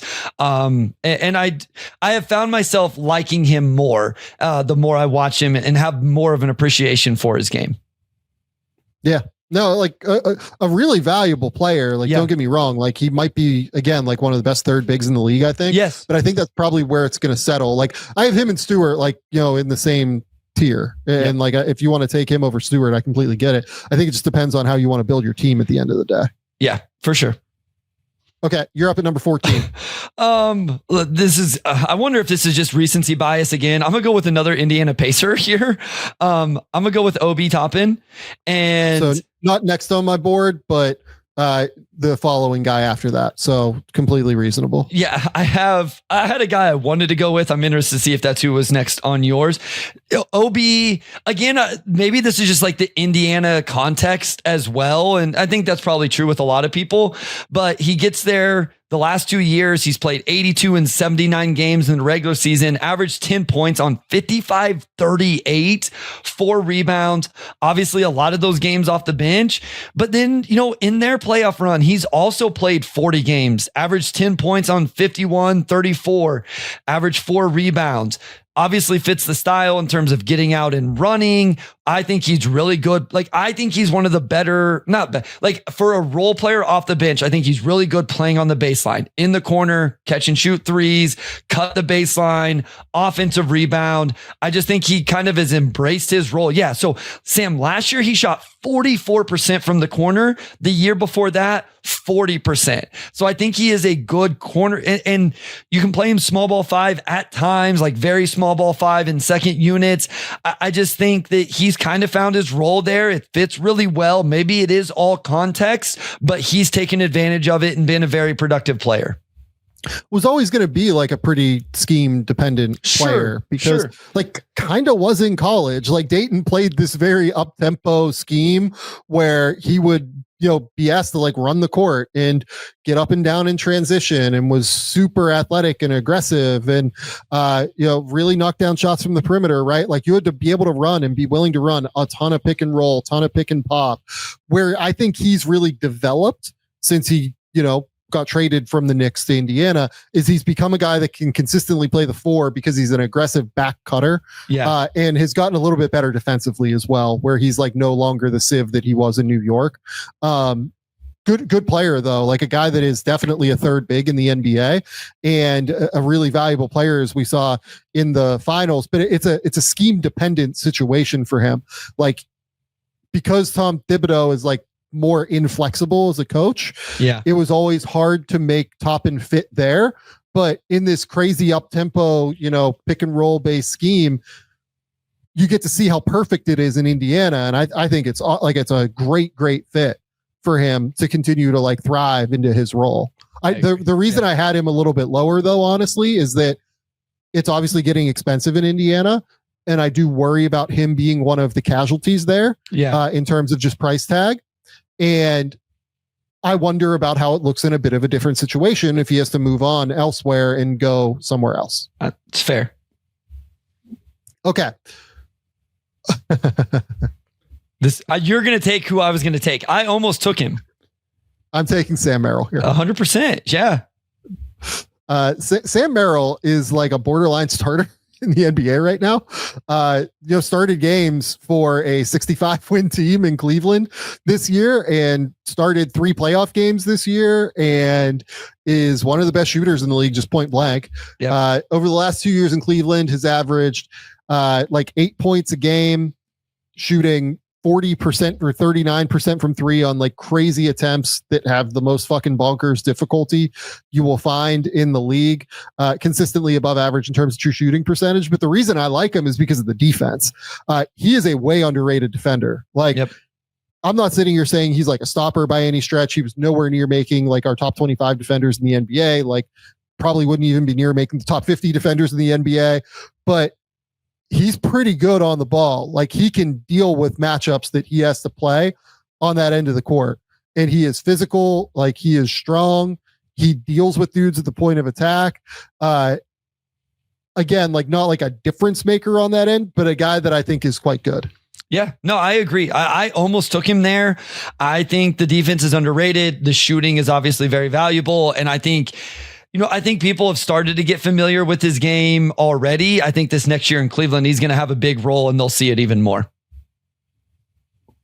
All right. So that's number 15. I mean, I don't know if we need to like dig deep into Sam Merrill. I think this show often becomes a Sam Merrill love fest on the podcast. Look, I don't know if I think I feel quite confident that he's not going to start this year, but look, like Cleveland kind of prioritized him over Ty Jerome. Correct. Yep. They didn't sign contracts that were all that different. And, Ty Jerome finished in 6th man of the year this year, like quite high. Yeah. If memory serves, 3rd. So like the fact that Cleveland prioritized the guy that didn't finish 3rd and 6th man of the year over that guy kind of says a lot about where he's going with his career. For sure. Okay.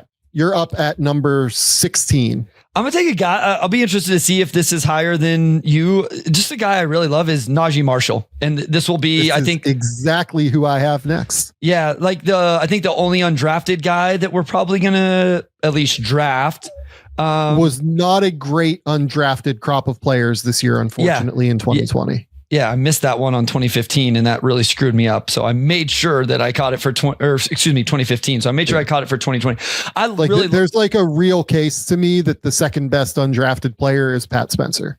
Yep. I mean, Pat Spencer is he's on my long list. So, I'm not going to consider drafting him, but he's at least his name is on my Google sheet. The year I really loved Najee was 2 years ago in New Orleans, whenever he shot 39% from 3. And I just thought he was going to be one of the most underrated free agent signings last offseason. Ended up in Dallas. I still think he's a good defender. I think he's a guy that can handle the ball and, pass the ball, move the ball, rebound, do all of those things at a good level. Still shot over 50%. The 3-point percentage just plummeted last year in Dallas, Sam. And if you know what I'll say though about that, he was still one of the best value free agency signings in the league last year, like $9 million or whatever. Yes, he's still in a great contract, 100%. It's just if he would have shot 36% and had back-to-back years of 39 and 36, we would have already talked about him. It's just like when he's not knocking down threes, the role's a little bit more limited. But again, though, this is what I'll say about Najee. Like, this is one of those things where I think that we feel some type of way about him because they didn't know what to do with him early on, it felt like. And he really didn't open the season all that well through the first 15 or so games, right? And then you look at the way that he turned it on in the back half of the season, basically from February onward, he averaged 16.6 rebounds, 3.6 assists versus only 1.8 turnovers, shot 52% from the field, 78% from the line. So the shot wasn't falling. You're 1,000% right there. But I thought he was still a really valuable, useful player at the end of the day that deserved, credit for the way he closed the season. And I think he's still going to be a really useful player for them this year as well. Yeah, no, I like, he's a player. I really was hoping he would end up in Detroit that offseason. I thought he'd be a really nice fit. Obviously ended up in Dallas, and I think he's a really good player. I think this is a really good spot for him. Yeah, and by the way, like it wasn't just when they were like kind of out of it, right? They dealt with a bunch of injuries in November as well. Like this was just like a totally snake bitten season in Dallas. But like he had like a 6-game stretch where he averaged like 23-2 in November as well. So like it wasn't like it was just that like end of season stretch where he was pretty good. Yeah, like if Najee ends up even rising up this board like over the next couple of years, it won't blow my mind, but it will be on the back of somehow fixing the shot, which I don't know how realistic that is, frankly. Sure. So, okay. I am going to take Isaiah Joe next at number 17. I'm telling you, man, like this class, like really kind of like slots itself a little bit. Like there's a group there from 9 to 13 or so, where like I think you can make a case kind of in a lot of different directions. But after that and before that, it feels pretty slotted to me. No, because this is who I have have a monster next. group. Yeah, who I have next. So Isaiah Joe in his 3 years in Oklahoma City since they claimed him off of waivers, 9.3 points, 45% from the field, 41% from three, 83% from the line, has now become a really useful bench piece on a team that won the title this year, played 21 games in the playoffs, played 10 minutes a night. I will note that it got a little bit wonky there in terms of being able to play him in big moments, right? And that's why Sam Merrill is ahead of him for me, is because I can trust Merrill a little bit more on defense than I can trust Isaiah Joe. Unfortunately, he's just not strong enough at the end of the day. But the shooting is, genuinely probably one of the 6 or 7 best shooters in the league, whatever you want to call it. Maybe even higher than that if you want to say so. Just sharp defensively, just can't disrupt anything because he's not strong enough. Like he knows where he's supposed to be. It's just like he kind of can't actually do anything if someone drives into him because of like the lack of physical strength. Unfortunately, he's like 180 pounds, but really smart player, great movement shooter, and a real floor spacer that has proven the ability to play off the bench for a title team. Yeah, no, I mean, this was the next guy on my list. I just think the shooting, like at the very least, I think Isaiah Joe's an 82 game player. You know what I mean? Like, I think he's a guy that you can play in the regular season. And at this point, I don't know that there's a ton of guys you can say that about. And he's definitely one of them. Okay, you're up next, 18. Oh man, I don't love this. So like you have, I had Okoro and now I'm like changing my mind. I'm trying to decide whether I have one clear guy next and then that's it. The other one that like I'm going to be interested is where you have Patrick Williams, because like we've discussed that contract, but like is he still like in this range of players whenever you take out the contract? I'm going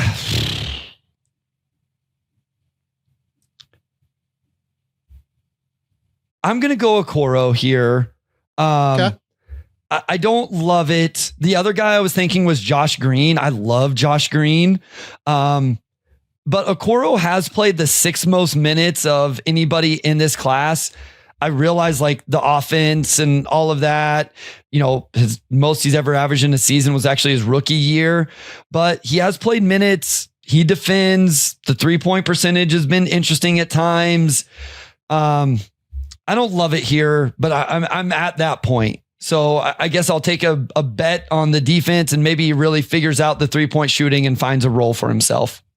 Yeah, this was my biggest miss in the draft. I had him at 5, right where they took him.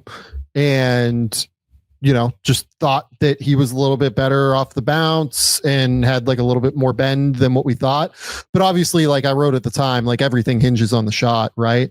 I thought that without the shot, he could still be like a useful rotation player, but like that was stupid, Sam, back in the day, right? And not where I am now in terms of the way that I think about basketball. It's hard to have him on the court because of the shot, right? That's the reality. Like, you can point to the fact that over the last 3 years, he has made 37.6% of his threes. He just doesn't take enough of them, and teams really think they can close out on him late, which means that he just doesn't get guarded out there. It feels like every time he's on the court, there's just nobody out there guarding him. which is a huge issue. So defensively, he's tough as hell. Like, he is a monster defender. He has no problem dealing with point of attack with like anybody in the league.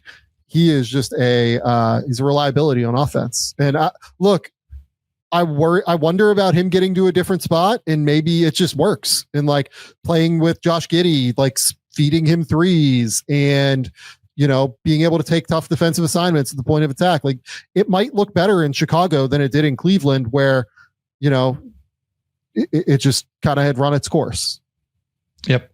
No, I think at this point, I'm going to see who your player was. I think you're just, you're looking for maybe guys that have a good skill that maybe you can develop something else, and then all of a sudden they can play for you.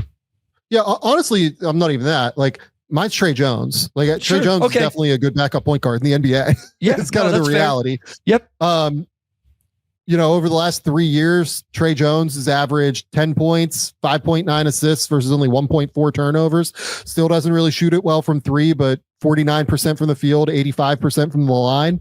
Keeps your offense in rhythm. Good point of attack defender, tough.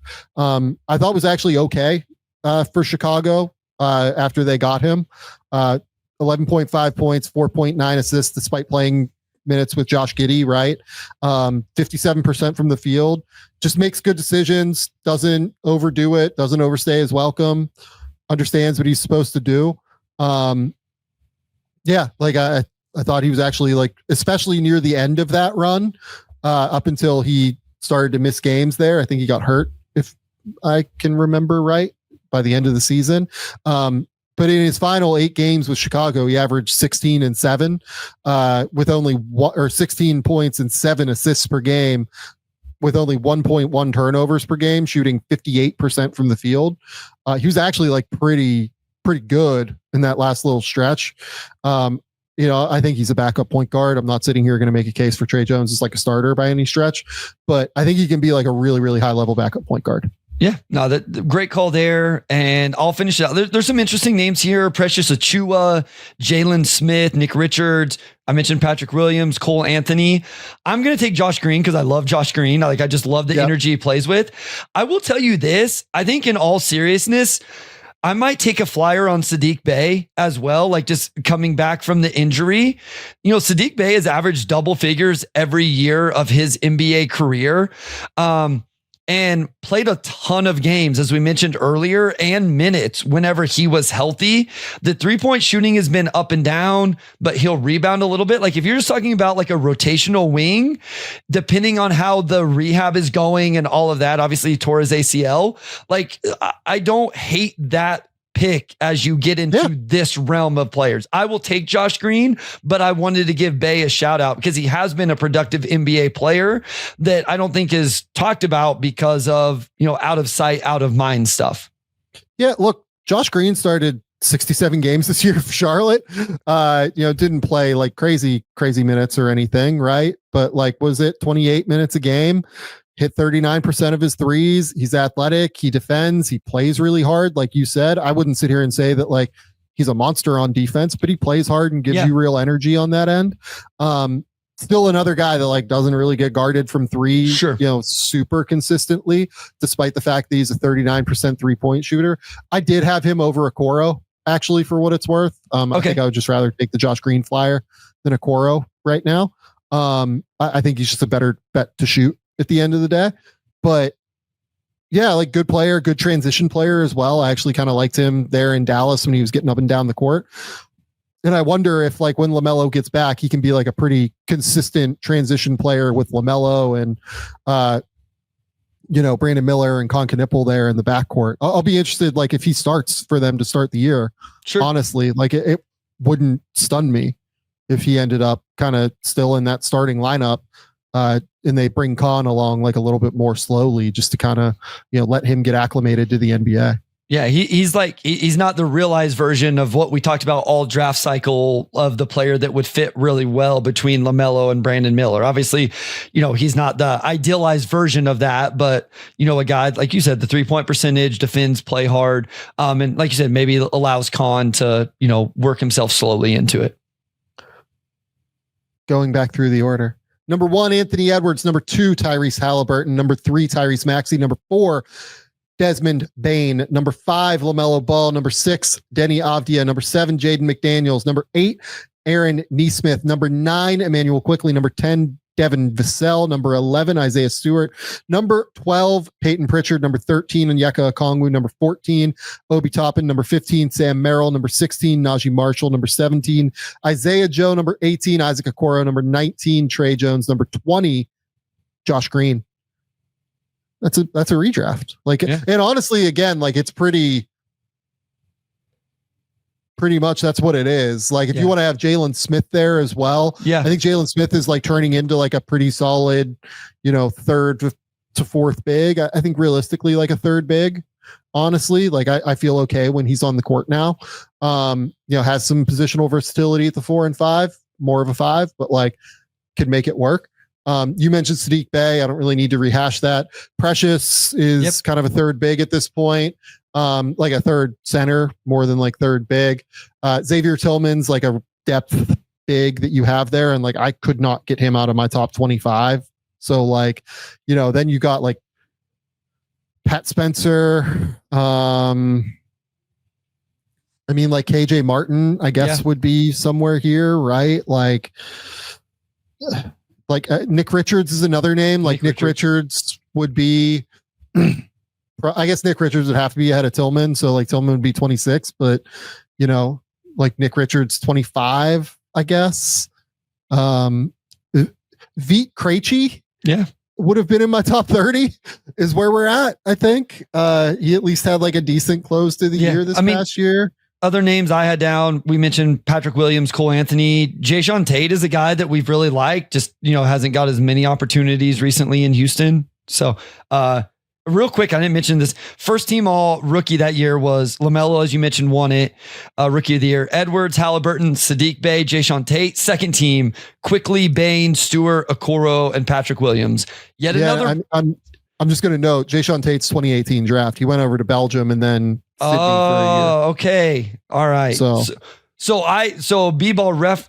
So why did he show up on? He was a rookie that year, but he was in Belgium to start his career, then went over to Sydney and won first team all NBL. And then his rookie year was 2020 in the NBA.